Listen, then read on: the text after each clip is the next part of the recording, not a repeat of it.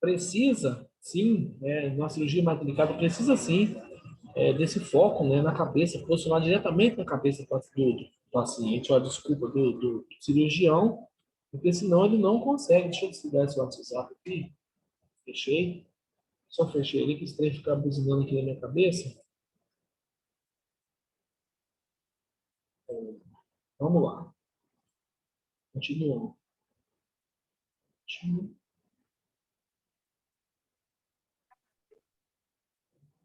Ótimo. Pessoal, finalizei, fechei ele aqui, tem que fica buzinando aqui na minha cabeça. Então, precisa desse foco aí, beleza? Vamos lá. Ventilação. Gente, aqui falou uma coisa complicada. Olha, a gente sabe que nós moramos num estado quentíssimo, né? Tocantins é muito quente. E essa questão de ventilação, algumas áreas do hospital, pessoal, elas precisam de uma ventilação mais incisiva, né? Como centro cirúrgico, UTIs, né? Não que as outras áreas não precisem de ar-condicionado, lógico que precisa, que isso dá um conforto melhor para o paciente. Mas a área de centro cirúrgico, a área de UTI, pessoal, precisa demais dessa climatização, tá? E, infelizmente, nós não podemos ter qualquer tipo de ventilação dentro de um bloco cirúrgico, não, tá? A gente vai entender isso agora, olha só. O ar-condicionado, né, como via de transmissão de bactérias e fonte de contaminação. O ar-condicionado dessas salas cirúrgicas, desses blocos cirúrgicos, eles têm que ter uma manutenção periódica, né? Na nossa casa, eles aconselham de 4 a 6 meses nós fazermos a manutenção do ar-condicionado, a limpeza do ar-condicionado. Mas nesses locais não pode ficar isso tudo, pessoal. Tá?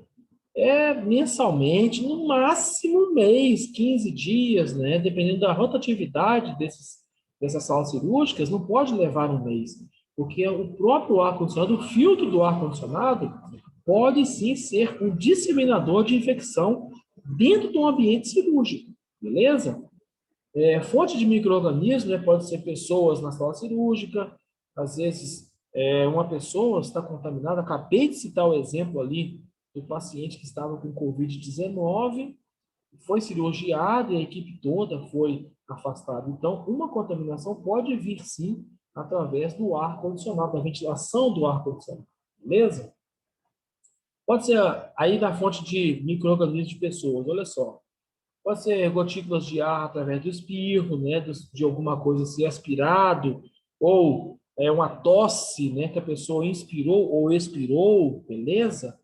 Descamação de células da pele também podem levar, porque a gente sabe, nós temos na nossa pele a flora transitória e nós temos a flora residente.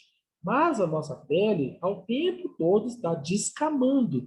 E essa descamação na ventilação pode levar algum micro-organismo viajar nessa descamação, né, dessas células mortas para um outro ambiente. Né? O ar-condicionado mesmo pode puxar isso aí e jogar para outro ambiente, beleza? E partículas transportadas pelos sapatos. Então, eu falei para vocês, olha, lá no bloco cirúrgico, a gente utiliza o Propé, né? Utilizamos o Propé, mas o Propé, ele não vai, pessoal, te proteger, por exemplo, proteger o ambiente cirúrgico, da sala cirúrgica, se você ficar entrando e saindo, né, da sala cirúrgica, do bloco cirúrgico, ir para outras alas, não vai proteger, vai contaminar, beleza? E aí outra, quando o Propé ele é descartável, rapidinho ele rasga, né? Rapidinho ele rasga. Você não consegue entrar com o Propé agora e sair com ele de lá às 19 horas de amanhã. Entrou às 19 horas e sair amanhã às 7 horas da manhã. Não consegue. Ele vai rasgar. Vamos lá. Aqui está falando a função dos ar-condicionados, a função de exaustão, olha só. Remoção de odores, né, calor e gases anestésicos voláteis. Olha só. Lá dentro da sala cirúrgica tem os exaustores, né? Não são todas as salas cirúrgicas que têm, mas deveriam ter os exaustores.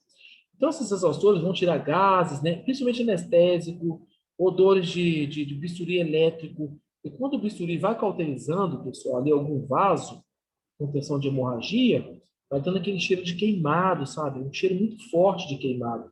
E aí aquilo ali, a partir do momento que você não está acostumado com aquilo, pode causar náusea, vômito, desconforto, né? Então, não é bom aqueles gases ficarem Tá, ali. mesmo. Oi? Não é bom aqueles gases ficarem ali dentro, beleza?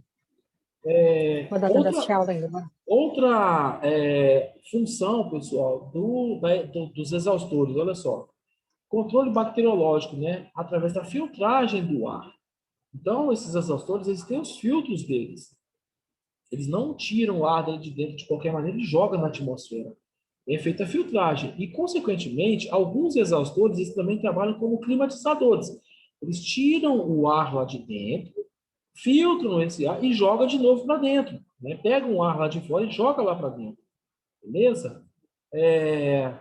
Aí está falando, né? Retirar e impedir a entrada de partículas contaminantes. Essas partículas, elas são maiores, né? Partículas maiores do que 5 micrômetros. Não sei se vocês lembram lá na aula das professoras antigamente, né? Quando eu aprendi essa questão do menor e do maior, pessoal, eu aprendi assim, ó, menor e maior, né? Por que que esse é o menor? Porque se eu vier aqui e fizer um risco, ele fica parecendo um 4, né? Tá meio de lado. E se eu fizer um risco nesse aqui assim, fica parecendo um 7, né? Então tá meio de ladinho, mas esse aqui é o menor e esse é o maior. Isso aqui é uma regrinha para vocês nunca mais esquecerem. Às vezes alguém já sabia, né? Só para a gente lembrar. Deixa eu ver aqui alguém falando alguma coisa. Luiz Paulo está falando que está tudo travado. Luiz Paulo, você pegou a internet do Alexandre, rapaz. Você se lascou, hein? Bichão. Vamos lá, pessoal. Olha só. Troca de ar a cada 10 a 20 vezes por hora, né? Então, olha só, pessoal, o que que o exaustor faz, né? Ele renova o ar a cada 10 a 20 horas. Não estou falando de ar-condicionado, não, tá, pessoal? Não estou falando de ar-condicionado. O ar-condicionado não faz essa renovação do ar, ele só deixa o ar gelado. Beleza? Estou falando do exaustor. Então, o exaustor ele faz essa renovação 10 a 20 vezes por hora, tá? Pressão positiva no interior da sala, né? Os fluxos laminares, ele é de alto custo. Então, assim, quando você tem essa troca de gases, né, de ar dentro da sala cirúrgica, isso aí gera um custo muito alto, com o exaustor, com o filtro, com a manutenção, com a energia elétrica e assim por diante. Mas a relação custo-benefício é muito grande, porque você diminui a incidência de contaminação, a incidência de pessoas com algum tipo de infecção, que saem lá do bloco cirúrgico já com algum tipo de infecção, né? Aqui, ó, temperatura, controle de temperatura, né? Temperatura, paciente versus cirurgião, pessoal, olha só. A E aí, hipotermia, acabou? olha, quem está Ixi, zangando aí? Ixi, ixi, isso acontece, que é da cabeça não. Eu nem vi quem foi que estava falando. Olha só, pessoal, a temperatura, olha, paciente versus cirurgião. São dois pesos e duas medidas. O cirurgião não pode sentir calor, porque ele vai estar na alta tensão, né? A adrenalina vai estar lá em cima, né? As taxas de hormônio vão estar todas alteradas. Em contrapartida, precisa do ar estar gelando. Em contrapartida, não pode ficar tão gelado, porque o paciente não pode ter hipotermia. Olha só a problemática, a implicância, né? Então, ó, hipotermia, né, pode acontecer hipóxia, calafrios, né, hiperperexia, né, e aí por diante. Então, a temperatura vai de 21 a 24 graus Celsius, né, pessoal? Então, o que acontece? A gente tem que tomar cuidado por conta desses ar-condicionados, se eles não estiverem regulados, com temperatura entre 21 e 24 graus Celsius, consequentemente, pode acontecer do paciente entrar em hipotermia. Não o cirurgião em si, tá? Mas o problema é o paciente, né? É a pessoa que está sendo cirurgiada, beleza? Principalmente as extremidades, pessoal. Às vezes a cirurgia é torácica, é abdominal, né? Craniana, mas e os membros inferiores estão protegidos? Estão com lençol? Né? Porque se não tiver, pode começar a hipotermia através dos pés, por exemplo, beleza? Controle de umidade, olha só, perda por evaporação, né, por exposição de cerosas, a umidade mais ou menos de 45 a 55%. A gente sabe que nessa época de chuva aqui no Tocantins é bacana, a gente respira legal, né, tem umidade do ar à vontade. Mas na época da seca, já chegou o ano aqui no Tocantins, da umidade do ar está a 19% somente. Então, isso é horrível, né? Resseca as narinas, a gente começa a sangrar pelo nariz. Aí, dentro do bloco cirúrgico, não é diferente, pessoal. Lá, a umidade tem que estar entre 45% e 55%.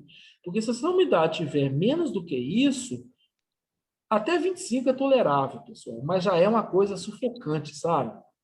Até 25 é tolerável, mas é uma coisa sufocante, não é uma coisa bacana, não, é desconfortável, né? De 25 para baixo. Aqui no Tocantins nós já chegamos a 19 em alguns anos, né? E isso é ruim para a gente e é ruim para todo mundo, né? E está dizendo aqui que a faixa ideal é de 70% de umidade, né? Para pacientes normotérmicos, né? Então, assim, aquele paciente que está com a temperatura legal, né? Ele não está sentindo frio na hora da cirurgia por conta do ar-condicionado e ele também não está sentindo calor porque o ar-condicionado está lá no 30 graus, por exemplo. Beleza? Vamos lá. Para frente um pouquinho. Eita, agora nós chegamos na equipe, pessoal. Aí é bagaço. Né? A gente vai falar agora um pouquinho da equipe multiprofissional dentro do bloco cirúrgico.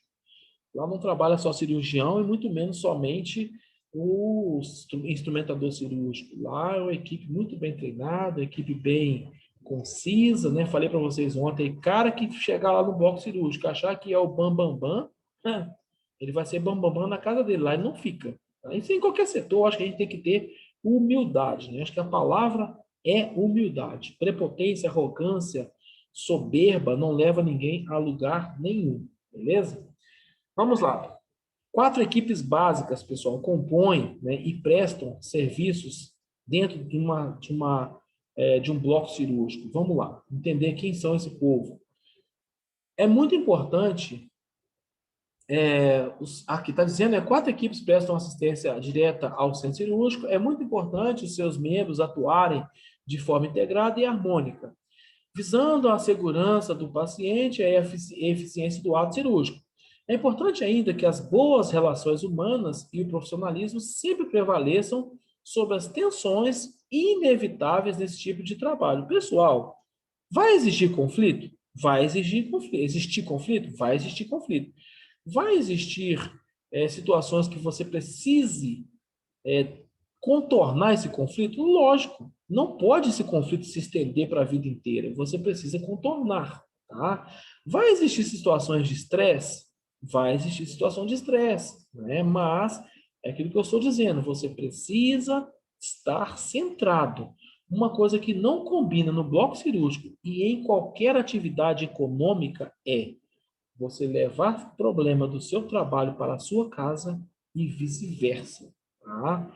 Se você faz isso, esqueça, não se faz isso, pessoal. Você não tem que chegar no seu trabalho, por exemplo, e contando as brigas que você teve na sua casa, com seu filho, com seu marido, com a sua esposa. Não. O que aconteceu na sua casa, fica na sua casa. Às vezes as pessoas estão coletando isso lá só para ficar causando intriga da sua vida. Então, esqueça isso. A gente tem que saber discernir vida pessoal de vida profissional. Ponto final. Beleza? Vamos para frente um pouquinho, ó. Equipes de anestesia. Eita, equipe show, ó. Gente, tem uma médica anestesiologista ali no HGP que ela me anestesiou agora em dezembro 2 vezes. Ela fez hack em mim 2 vezes na minha coluna, sabe? Então, a hack anestesia. Gente, a mulher tem a mão de fada. Você tá doido? Quando eu vi, ela já falou assim, pode deitar que já acabei. Eu falei, mas já? Ela falou, já. Eu falei, não acredito, doutora. Pensa na mulher competente. A mulher é fantástica. Pensa. Olha só, é composta de médicos anestesistas, né, ou anestesiologista, é a mesma coisa, tá, pessoal? Seja anestesista ou anestesiologista, é a mesma coisa. Sendo responsável por prescrever a medicação pré-anestésica, planejar e executar a anestesia, né? Também cabe a esta equipe controlar o paciente durante e após o ato cirúrgico, até o restabelecimento de seus reflexos. Lembra que eu falei para vocês, pessoal? O anestesiologista, ele não vai lá, enfia lá uma agulha, estou falando grosseiramente, tá? Para que todo mundo entenda. Enfia uma agulha no sujeito lá, injeta lá um líquido lá dentro lá e acabou e vai embora dormir, não. Não, não é assim que funciona. Não é assim que funciona, tá? Enquanto estiver acontecendo o ato cirúrgico, ele é responsável por tudo ali, pessoal. Pelo monitor cardíaco, pelo oxímetro de pulso. Se a cirurgia vai atrasar um pouco, ele tem que aumentar ali a quantidade de anestésico, a quantidade de sedação, e aí por diante, né? Gente, eu nunca tinha tomado o tal do Propofol. Pense num trem bom. Deixa a gente apaga o sujeito com 1 segundo. A gente vai falar dele mais para frente, tá? Não sei se vocês se lembram ou já ouviram falar.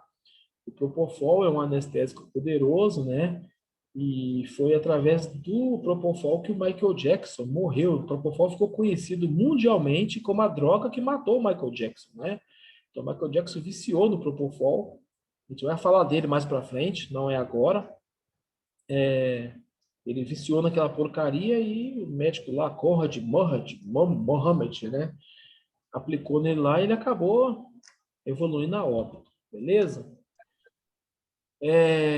Olha aqui, ó. A equipe cirúrgica ainda realiza o ato cirúrgico, né? Dela fazem parte o médico cirurgião ou mais médicos, né, auxiliares, dependendo da operação, e o instrumentador cirúrgico. O instrumentador deverá ser um profissional técnico em enfermagem com especialização. Coloquei de vermelho, pessoal, porque não pode ser um técnico sem especialização, não, tá? Técnica em instrumentação cirúrgica. Olha só, pessoal, deixa eu colocar o nosso quadrinho aqui de novo, só para a gente entender uma coisa. Olha só. Deixa eu apagar aqui. Deu para aprender aqui o maior e o menor, né, pessoal? Maior, menor. Beleza? Olha só. Vamos lá. O técnico em enfermagem em instrumentação cirúrgica, pessoal, ele tem que fazer uma especialização em instrumentação cirúrgica. Essa instrumentação, ela é de 360 horas a aula, tá? Então, assim, não sei se o MEC diminuiu essa carga horária, mas que teve uma mudança ano passado, não sei se teve diminuição, mas ela é de 360 horas a aula. Então, ele vai ver, em 360 horas, ele vai ver muita coisa, né? Então, assim, pode um técnico em enfermagem instrumentalizar, porque ele viu lá o outro instrumentalizando, ele aprendeu? Pode. Tá errado. Pode sim, tá errado, ele está cometendo um crime. Na hora que o Corém pegar, ou na hora que ele matar uma pessoa, ou causar um dano irreversível numa pessoa, e responder um processo, às vezes for até preso, aí ele vai lembrar que ele não tem instrumentação cirúrgica, né? Ele não tem a especialização em instrumentação cirúrgica. Então, ele precisa ser um profissional habilitado, pessoal. Não adianta você saber demais, ter conhecimento prático se você não tem o papel. Se você não tiver o diploma, não tiver o seu certificado, não adianta nada, né? Você pode ser o melhor profissional do mundo. Por exemplo, digamos que a Keane está concorrendo a uma vaga para ser motorista de van escolar, né? Digamos que ela está concorrendo a uma vaga para ser motorista de van escolar. Ela passa em todas as etapas. Nossa, foi bem bacana. E na hora que pede documentação, olha, se você vai ter que ter a categoria D, né? AD.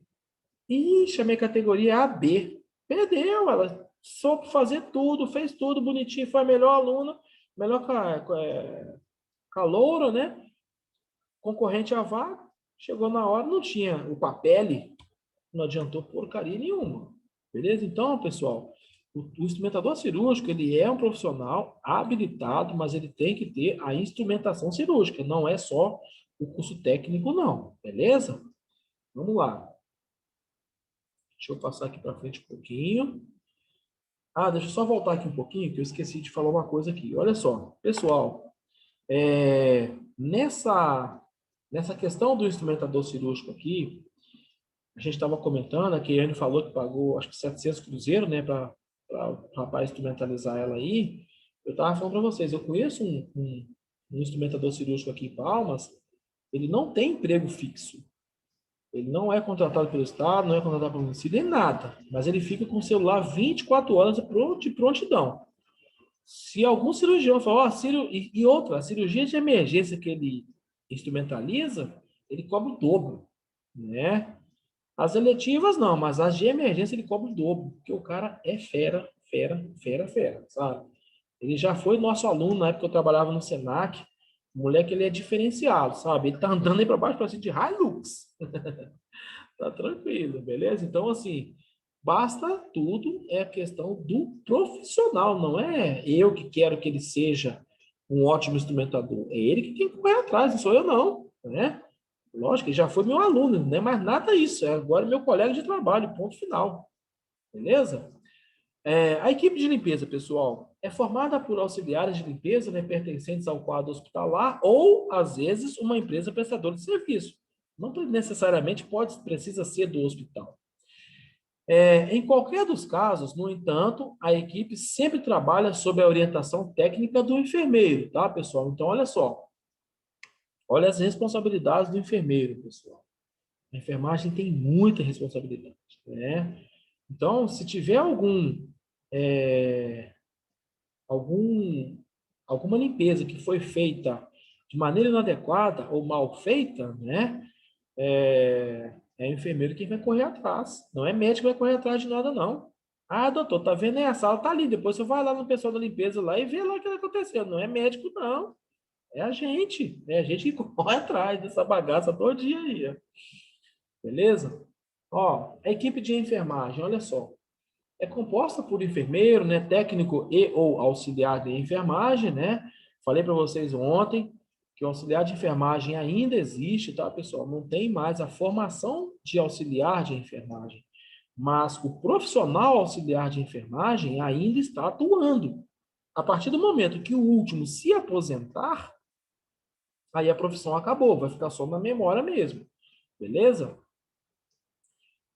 Técnicos auxiliares de enfermagem assumem no centro cirúrgico, né, a função de circulante, tá dizendo, não, enfermeiros, técnicos, tá, beleza, que a frase inteira que eu não tinha completado, né? E frequentemente, é frequente, desculpa, encontrar também nessa equipe um escriturário, né, diretamente subordinado ao enfermeiro assistencial, responsável pelo trabalho burocrático, como, por exemplo, a digitação e a distribuição dos mapas cirúrgicos.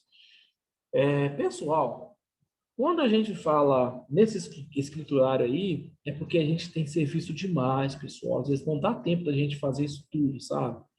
Às vezes, precisamos do escriturário para ele nos auxiliar, né? Nós enfermeiros, tá? Ele está subordinado a nós enfermeiros. Então, ele vai ser subordinado ao enfermeiro e é ele quem vai ajudar, principalmente na organização do mapa cirúrgico. Gente, o papel do escriturário é tão importante que vocês não têm noção. Por exemplo, digamos que aqui na sala tenha, por exemplo, deixa eu dar uma olhadinha aqui rapidinho, ó. Olha só, tem Maria, tem Marisa, né? Ótimo. Já vi dois nomes aqui que parecem, né? Nós temos aqui na sala de aula hoje, nós temos Maria e Marisa, né? Aí, deixa eu colocar aqui o mapa. Deixa eu colocar aqui o mapa, ó. Vou colocar aqui aquele quadrozinho, deixa eu apagar isso aqui. Pessoal, digamos que a primeira cirurgia do dia, o escriturário foi lá no mapa e escreveu, né? Tem um pincelzinho lá dele escrever. Aí colocou lá, Maria, vou colocar só aqui a abreviação, tá? A Maria vai fazer uma cirurgia, por exemplo, de histerectomia, né? Eita, rapaz, mas tá feio de escrever aqui o negócio. Histerectomia. Nossa senhora, o M. É porque é ruim escrever com mouse, pessoal. Ainda vou comprar um computador daquele que escreve na tela, pode ficar tranquilo, tá? E a Marisa, que é a paciente 2, né? Marisa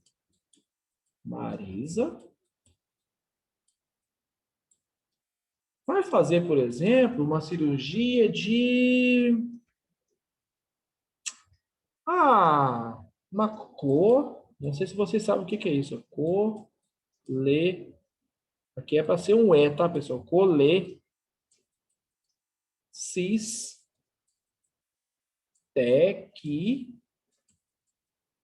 É tudo junto, tá? Mas é porque o trem tá aqui na minha frente, aí eu tive que cortar aqui. Colecistectomia. Já ouviram falar nisso, pessoal? Cirurgia de quê que é isso?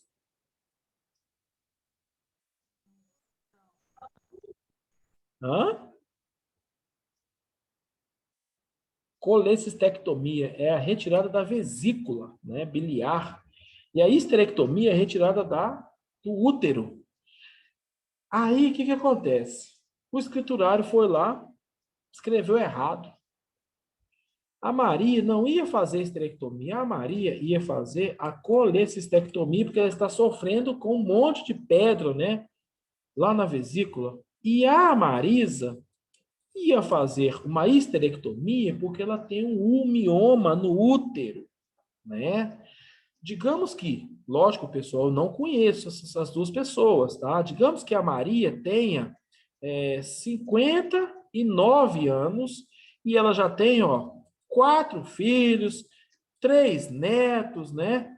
Maria já é uma mulher tranquila na vida. Mas, Marisa, desculpa, Maria não, Marisa, ela que ia fazer esterectomia.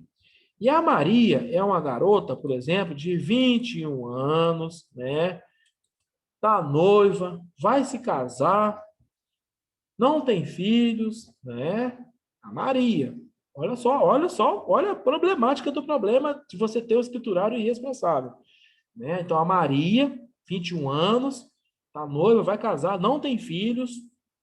A Marisa, uma mulher de 59 anos, já tem 4 filhos, já tem 3 netos, né? Então já teve a sua vida reprodutiva. A Maria ainda está iniciando a sua vida reprodutiva, né?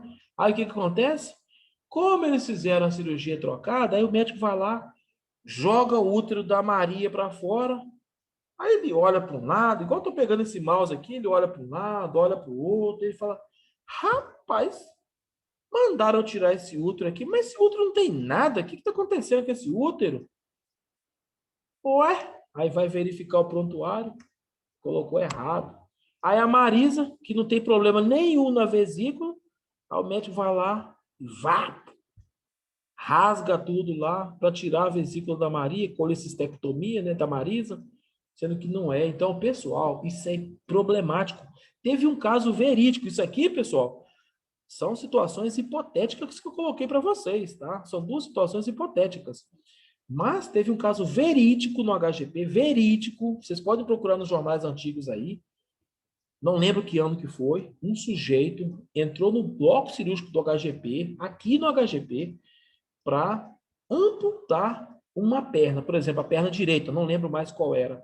Aí chegou lá, amputaram a perna esquerda do cara, que era a perna boa. Aí, moral da história, teve que amputar a outra também. Isso aconteceu aqui no HGP, pessoal. Olha a importância dessa questão do escriturário, tá?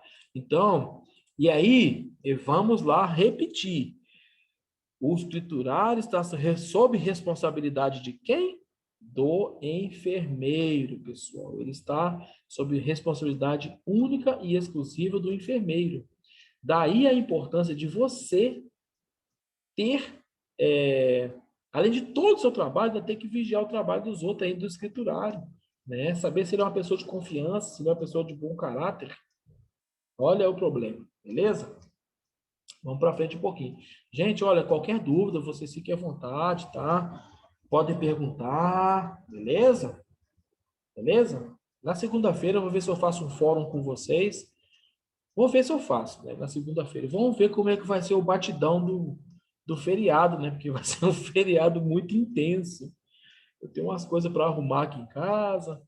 Tenho que passear um pouquinho também, porque Deus me livre, só trabalhar não dá certo, não. Ah, Maurício, mas está na quarentena, não pode sair de casa, mas eu vou para o meio do mato, natureza.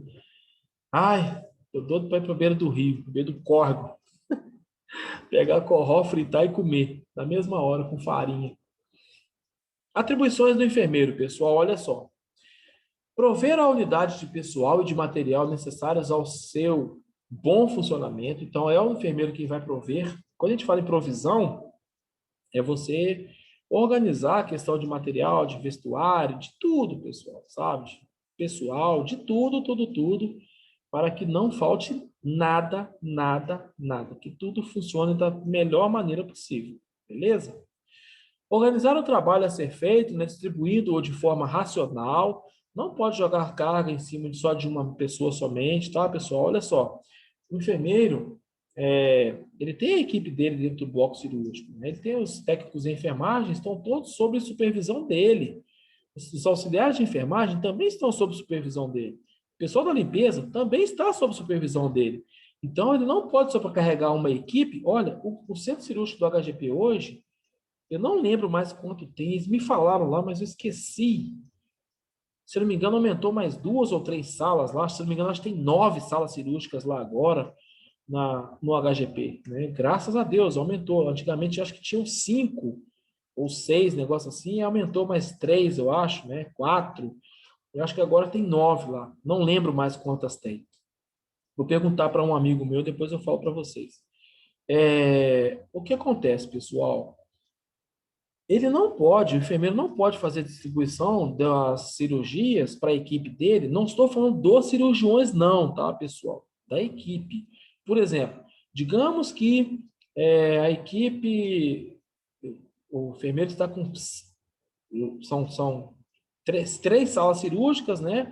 E um médico vai operar bariátrica, outro médico vai operar uma colecistectomia, né? Outro vai fazer e aí por diante, cirurgias pesadas, ou pessoal, outro fazer só curativo. Gente, não pode você sobrecarregar uma equipe só, uma equipe de técnicos e auxiliares somente. Você precisa fazer a distribuição da tarefa. Tanto é que dentro das alas, por exemplo, existe a rotatividade dos trabalhadores, né? Hoje, eu estou com 3 pacientes, 4 pacientes, 6 pacientes. Amanhã eu estou com outros 6 pacientes, depois da manhã eu estou com outros 6 pacientes, porque se eu ficar só com aqueles 6 pacientes ali, ou eu vou cansar demais, ou eu vou trabalhar descansado, enquanto o meu colega está trabalhando sobrecarregado, beleza? Vamos lá. Coordenar e supervisionar a assistência prestada ao paciente, né, no transoperatório, executando-a sempre que houver necessidade. Então, nós temos dentro do ato cirúrgico em si, pessoal, da questão cirúrgica em si, nós temos o pré-operatório, o transoperatório e o pós-operatório. O enfermeiro atua nos 3, pessoal. Mas no pré também, ele atua nos 3. Desde lá da ala onde o paciente está internado, seja ortopedia, clínica médica, neurologia, oncologia, o que for, ele já está sendo instruído, preparado lá naquela ala por um profissional de enfermagem, que é o enfermeiro e os técnicos em enfermagem, né? Quando ele vai para o bloco cirúrgico, ele ainda está no pré-operatório, ele não está no transoperatório. Aí quando ele é anestesiado, aí sim, já está sendo preparado, já está no transoperatório, né? Anestesiou, já houve ali a diérese, né? O que for, posicionamento do paciente, tudo. Aí sim, aí é o transoperatório. E quando termina a cirurgia, aí já é o pós-operatório. Beleza? Vamos lá. O circulante, pessoal. Alguns circulantes, eles são responsáveis pela montagem da mesa, tá, pessoal? Alguns. É aquilo que eu falei para vocês. Alguns cirurgiões, eles preferem eles mesmos montarem as mesas cirúrgicas, tá? Alguns cirurgiões não gostam que outras pessoas montem, alguns cirurgiões gostam de montar. E alguns cirurgiões gostam de chegar, já está tudo pronto, ele só vai fazer cirurgia. Beleza? Alguém quer falar alguma coisa? Não, né? Ó, saber quais as operações marcadas, né, para a sala sob a sua responsabilidade, ou respectivos horários e a existência ou não de solicitação de equipamento ou de material especial. Por exemplo, pessoal, olha só, digamos que a sala da Juliana, né, Juliana Vieira, é a sala que hoje vai ter cirurgia com o ortopedista, né? Então, a Juliana, enquanto enfermeira, ela vai ter que fazer a provisão de materiais de tudo, de pessoal também, de tudo. Vai precisar de raio-x portátil, raio-x móvel, vai precisar do técnico em radiologia, vai precisar do anestesiologista, vai precisar do instrumentador cirúrgico, de todos os materiais, né? De material esterilizado, às vezes precisa da peça, da prótese, desculpa, né? Seja de titânio ou seja de platina, né? Então, isso tudo a Juliana que vai ter que prover, pessoal. Não é médico que provê isso, não. Beleza? O médico só quer chegar lá, saber chegar lá e fazer. É a gente que corre atrás de tudo, tudo, tudo. Tá? Vamos para frente um pouquinho, ó. Verificar a limpeza das paredes. Lembra que eu falei para vocês, pessoal? Pessoal da limpeza, a limpeza é do teto ao chão. Ela não é só do chão. Então, é de cima para baixo. As paredes são lavadas, lavadas, tá? Por isso que lá naquelas imagens, se vocês observarem, não tem armário pregado nas paredes dentro de um bloco cirúrgico. Todos os equipamentos lá, eles têm rodinha, né? Menos a mesa cirúrgica. A mesa cirúrgica não tem rodinha. Por conta... e a mesa auxiliar também não tem rodinha, não. Ela é fixa, tá? Mas o restante, praticamente tudo tem rodinha, para facilitar a limpeza, a higienização dentro do bloco cirúrgico, dentro da sala cirúrgica, aliás. Beleza? Ó, geralmente a limpeza diária é feita de véspera, né, ao final das operações do dia. Essa limpeza diária também é conhecida como limpeza terminal, tá, pessoal? Ela pode ser feita na véspera das cirurgias, né, ou ela é igual. O bloco cirúrgico do HGP não para, pessoal, tá? Se vocês pensam que os cirurgiões chegam lá 7 horas da manhã, saem às 19 e a sala cirúrgica é fechada, só voltam no outro dia, vocês estão enganados. Ela não para. Do Dona Regina para? Para não. Do infantil para? Para também não. Fica uma equipe lá sob aviso, né? Fica uma equipe lá de plantão, alerta. Então, se chegou a emergência, por exemplo, eles têm que chegar e atender. Beleza? Para vocês terem ideia, o dia que eu caí de moto, que eu fui para o HGP, dia 5 de dezembro, agora de 2020, foi emergência, né? Eles estavam entrando com o paciente para fazer a cirurgia, aí o paciente teve que ficar e eu entrei. Aí depois eu encontrei com esse paciente na sala de recuperação pós-anestésica, porque ele era só um curativo para fazer. Aí ele olhou e falou assim: rapaz, eu te vi você entrando ali, você atrasou a minha janta. Eu falei: por que você está falando isso? Ele falou: porque eu estava entrando na hora que você chegou, e aí eu fiquei e você foi cirurgiado depois que eu entrei. Então eu nem sabia, ninguém me falou nada, o próprio paciente que me falou. Aí ele falou: você é o cara do pé, né? Eu falei: sou, porque eu estava com lençol, né? Como é que ele sabia que eu era realmente o cara do pé? Ele falou: não, eu te vi, só que você não lembra de mim, que você estava gemendo, gritando de dor. Eu falei: não lembro não, filho, desculpa. Aqui, ó, arrumar, pessoal, a sala, né? Provendo, já falei, né? Provendo com o equipamento, né, necessário à operação, remover o pó, né, isso aqui é o pessoal da limpeza, né, equipamentos expostos e das superfícies, né, começando pelas partes consideradas mais limpas.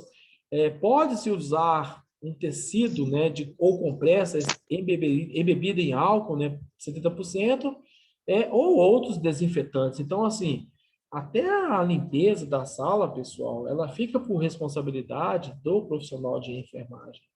Tá? A gente pensa que a gente vai ser